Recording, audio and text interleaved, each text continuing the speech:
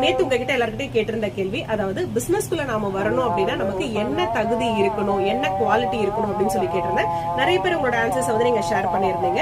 என்னோட ஆன்சர் என்னன்னு சொல்லி தெரிஞ்சுக்கோங்க. அதாவது எப்பயுமே வந்து பாத்தீங்கன்னா மார்னிங் நான் எழுந்த உடனே இன்னைக்கு சூப்பர் மார்க்கெட்ல ஒரு 40 பண்ணிடுவோமா, இன்னைக்கு சந்தாஸ் கிச்சன் ஒரு 20,000 ஆர்டர் எக்ஸிக்யூட் பண்ணுவோமா, இன்னைக்கு மீட் ஃபிஷ் அது இதுன்னு எல்லாம் சேர்த்து எப்படி பார்த்தாலும் ஒரு 20 வந்துராதா, சோ எப்படி பார்த்தாலும் ஒரு 90 பண்ணிடும்னு வச்சுக்கோங்களேன் அப்படின்ற மைண்ட் செட்டோட தான் காலையில எழுந்து என்னோட பிசினஸ் பார்க்க போவேன்.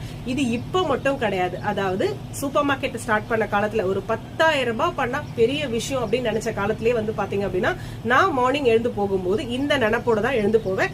இன்னைக்கு வந்து பாத்தீங்க அப்படின்னா பை காட் கிரேஸ் இது எல்லாமே வந்து சாத்தியமாயி இது எல்லாமே நடந்துட்டும் இருக்கு. இப்ப நான் நினைச்ச மாதிரியே நடந்துட்டு இருக்கு.